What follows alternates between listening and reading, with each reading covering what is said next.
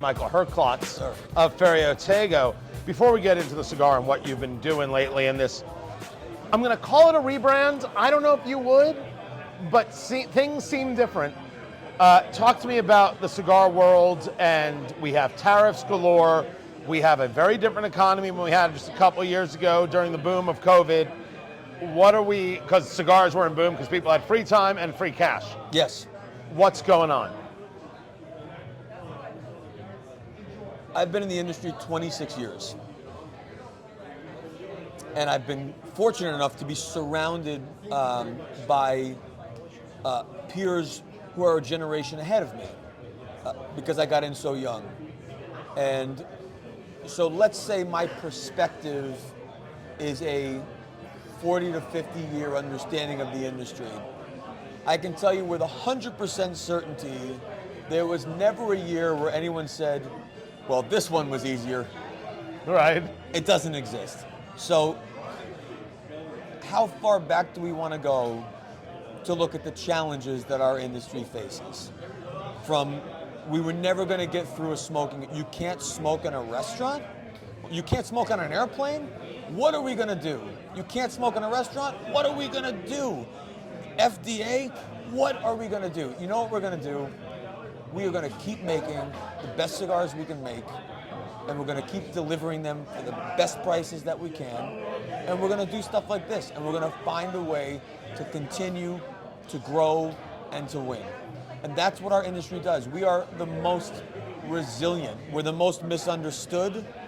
We are the most confusing, but we're the most beloved by the people who enjoy handmade premium cigars. And so we will continue to be resilient.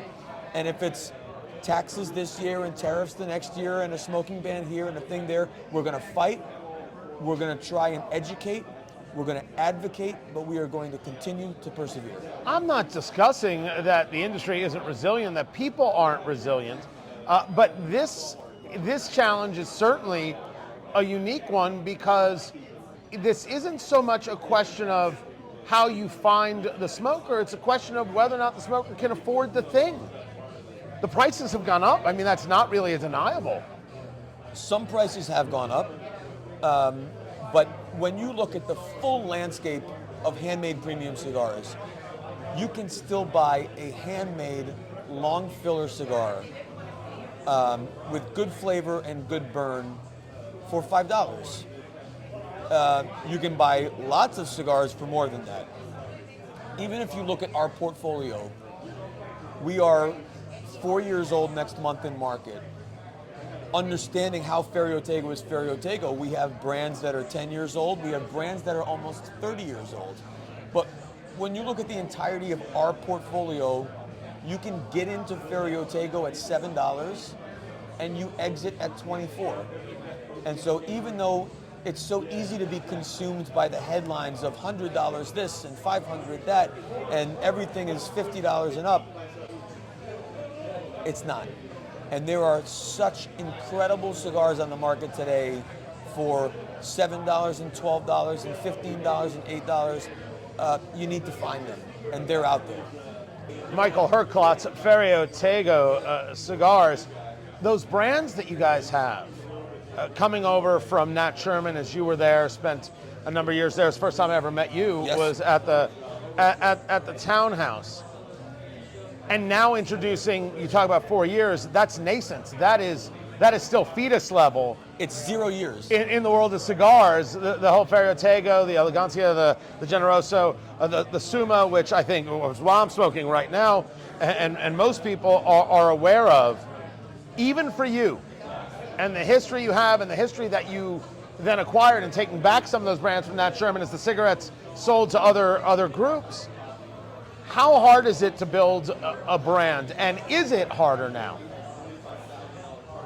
Yes, it's the hardest. It's, if you think of any industry that only gets more mature, it doesn't start over. So you are always, your point of entry is always your point of entry, and that's day zero for you. And even regardless of time served, right? Ferio Tego is 4 years, which is exactly 0 years in brand years. We just had a little VIP gathering with folks, and I said, think of all the things you love and consume. The cars you drive, the shoes you wear, the clothing you buy, the beverages you drink. How many of those are a brand that's less than 5 years? Zero. How do you become relevant to people who are already in love with the brands and blends that they love? It is a Herculean feat, and you would think it would be the easiest today because it's the easiest time that we've ever had to speak directly to consumers through social media, through all these other platforms, except those very platforms are against us. Our beautiful little craft thing, they're against us. Right. So I would say it is the hardest time ever to create and build a brand in the history of our industry, because our industry is more mature today than it was yesterday. Now that said, we are very fortunate to have time in market that I've had as a person, having the 4 years we've had in market as a brand, having a great distribution partner like Davidoff USA representing us throughout the United States. That doesn't hurt. Having incredible manufacturing partners like Plasencia, Quesada, and Agroindustrias in Honduras. There's also not a lot of new brands that have that kind of foundation. And so that's not to say that it's easier, because with all of that comes higher expectations. Right. So I would say that for every action, there's an equal and opposite reaction. And from a branding perspective, having a start like that comes with expectations that are very difficult to meet, which is why we're doing what we're doing. You know, my background is music. You don't just sit in the studio and record. You have to get out and play, and you have to be live, and you play small rooms and you play big rooms, and you play festivals and you play charity events, and you do whatever it takes for people to hear your music and love your work. Now, and that's what we do. To that end, here you are in Indianapolis, where I live, and thrilled to see you here at Blend Bar Cigar in Indianapolis, Indiana. I forget where you were yesterday. I know you're going to be somewhere else. I forget. Tomorrow, I was in Columbus, Ohio. La Chaveta. And you're going to be somewhere else tomorrow. You are on the road. You are out there meeting the people. Are other building brands doing that, or are they just relying on? Hopefully, they'll have some good posts on name the social media platform that'll still allow them to post, and they might get a hit. I don't know. There was a time when I paid a lot of attention to what other brands are doing. I'm at a moment now creatively, and this is particularly inspired as a musician. As a drummer, I never wanted to sound like the other drummers I listened to. Right. You take inspiration from what they do to develop your own sound. We have our own sound in the blends that we have in market. And so whatever everyone else is doing, I wish them all the greatest success in the world. But I don't know how to do what we're doing differently than how we're doing it. And I believe in live as a way to grow, especially when the experience of our blends are so unique that it requires a connection between the audience and the artist. We're not playing pop. This is different. And so I'm not sure what other brands are doing. I think we are definitely spending more time in market, talking to retailers and spending time with consumers.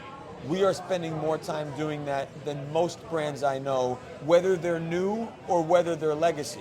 I think it's a really interesting line. We're not playing pop. That line refers to the fact that you don't have the broadest based audience. You're dealing already with a niche audience. It's a different kind of jazz, it's a different kind of groove, and you got to find the people who are into that groove, and you got to go to where they're listening to the music.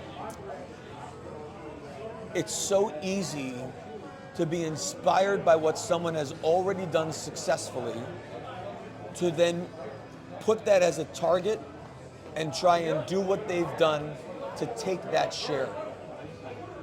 But I find it infinitely more difficult to try and convince someone to love my version of something they already love. And when I walk into a humidor, what I see are 50 bands playing the same 12 songs. And I'm not a cover band. Ferio Tego is not a cover band. Ferio Tego is an original artist playing original work. And the way we resonate is we need to be live. You need to experience the brand. Someone needs to cut it and light it and say you are going to love it. No different than when someone played Dave Matthews for the first time for you, and you were like, what is this? And maybe you didn't love it the first time, but you knew it was different, and you knew you hadn't heard anything like it. Now it's up to you whether you want to listen to it again. And Dave Matthews is who you picked? Well, first of all, I love Dave Matthews as an artist. Also, the trumpet player and I went to college together. Oh, okay. But I think he is really emblematic of what original artist is when you look at when he entered the scene.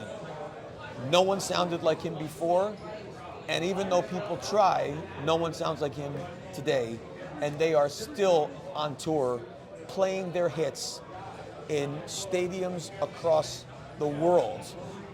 That's what we're doing. We're not releasing new blends every 12 weeks. Right. We're playing our hits because we have hits to play. And we have Metropolitan, that's the original album, dates back to the 90s.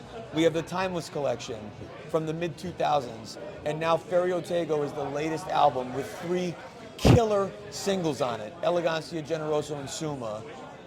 As much as I would love to be in the studio, we have 12 hits to go play all over, and that's what we're doing.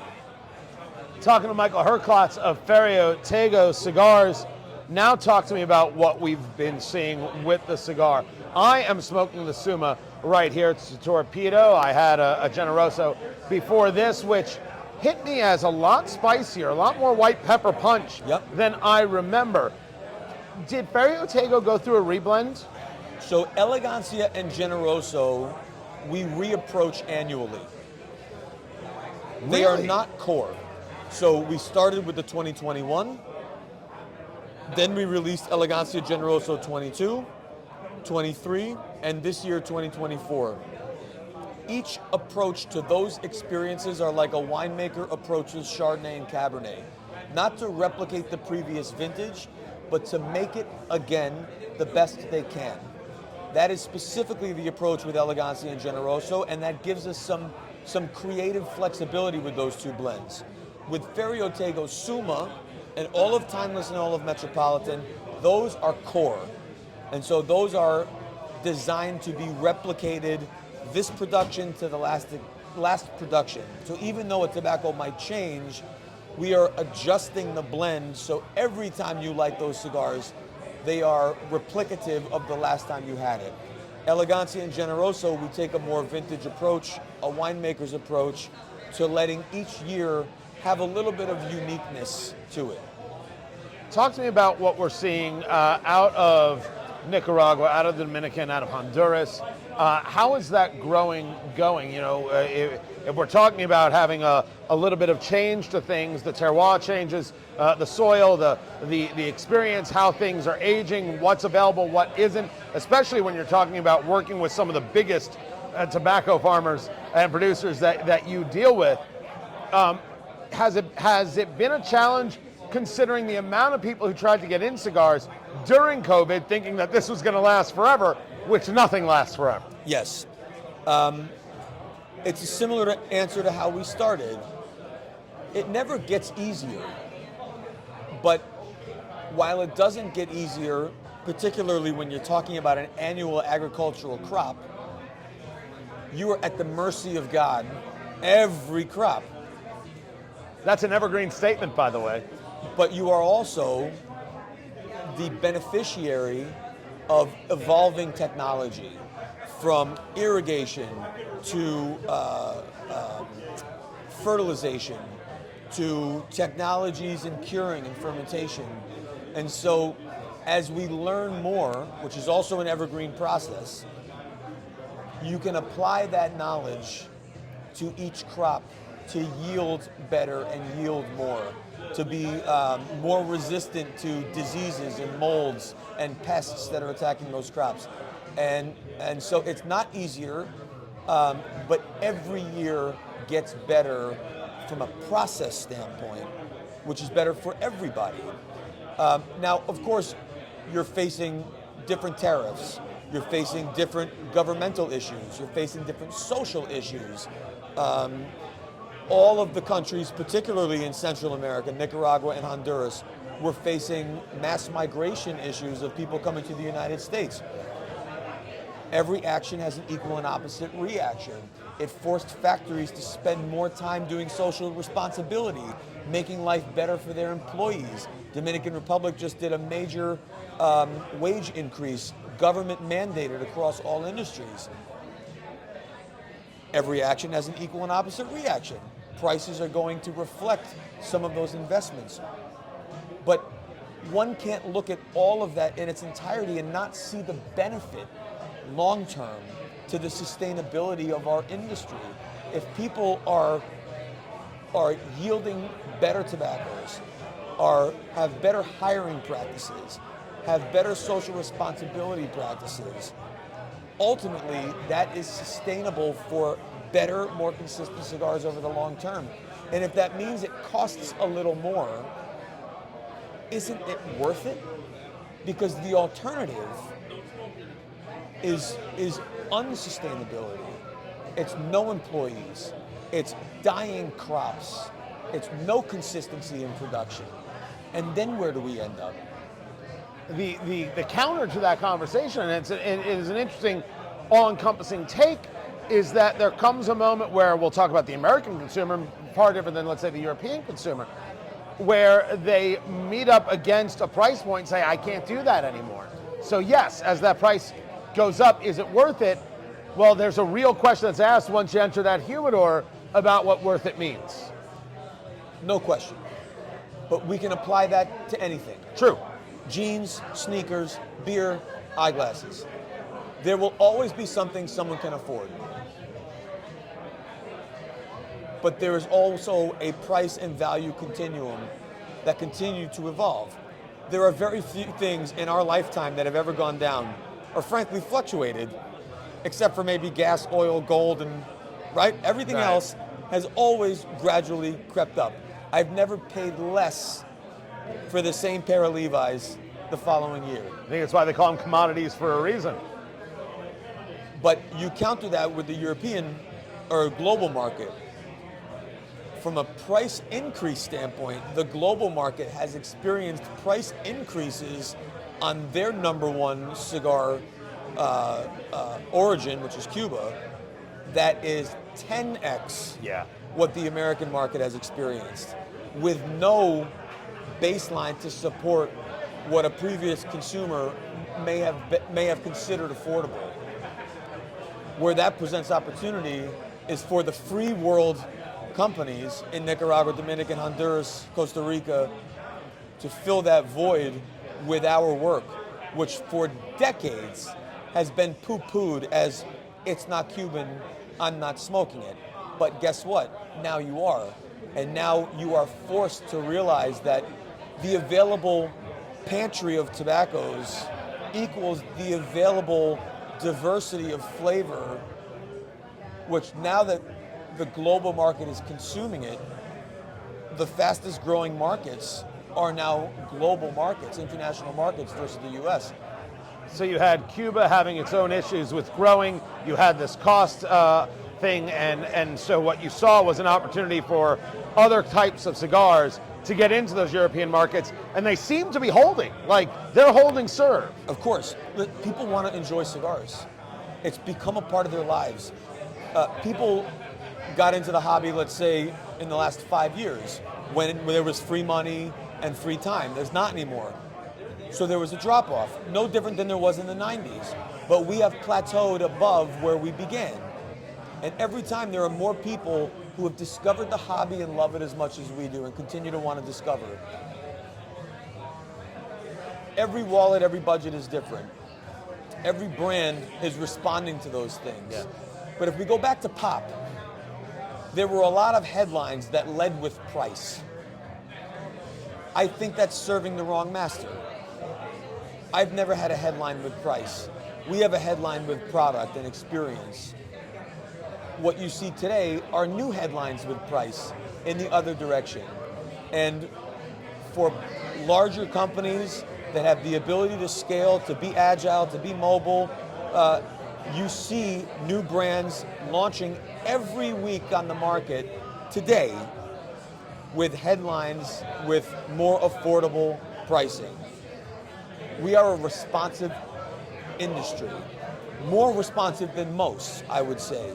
And so to put a button on this idea of affordability, I think it's fair to say that there will always be cigars to satisfy every budget that are acceptable and enjoyable to the consumer. Where we put our focus is to make sure that no matter what we are bringing to market and no matter the price, that the consumer is always getting the best end of that deal. So when you look at our portfolio today, you mentioned the Generoso you smoked earlier, that MSRP price before any local taxes is $24. $24 is not inexpensive for a cigar. No. But if we look at it in the landscape of premium cigar pricing today on the American market, and you look at how many cigars have launched at twice that price in the last 5 years, sometimes 4 or 5 times that price, I feel so confident that what you get from Ferio Tego at $20 for that Suma, or $24 for this Generoso, is so much more than what other brands offer for that money, that we win in the hearts, minds, wallets, and palates of our consumers. Before I let you go, Michael Herklots, Ferio Tego, what's next for you?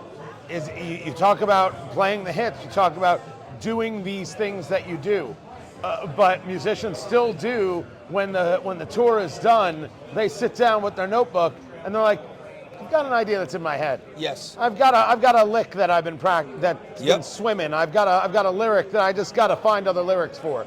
But what's coming? Every great artist that I know that have been creating for 26 years, that notebook's not empty.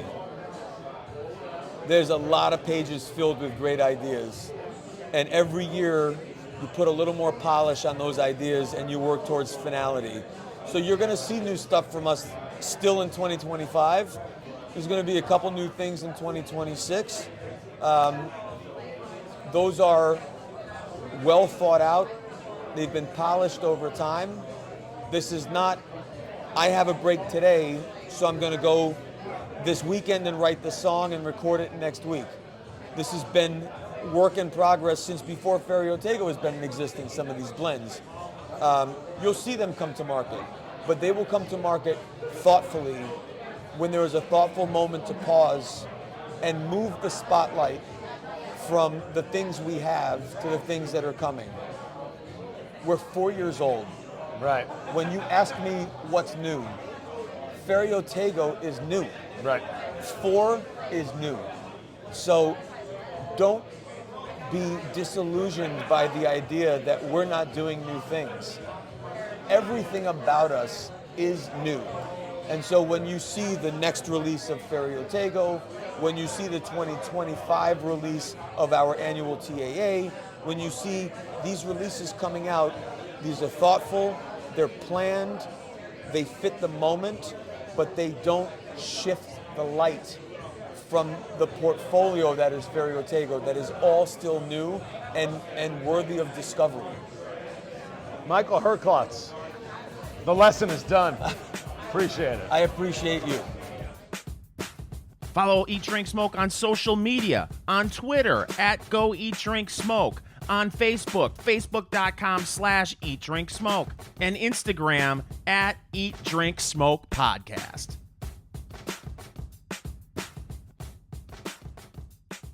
Hey, you made it all the way through to the end of this video. We're proud of you. You should watch more of our videos. Make sure you subscribe right there to Eat, Drink, Smoke, wherever it is you get your videos, on YouTube, on Rumble, and don't forget Instagram, Eat, Drink, Smoke Podcast, where we've got the shorts and some very cool things going on.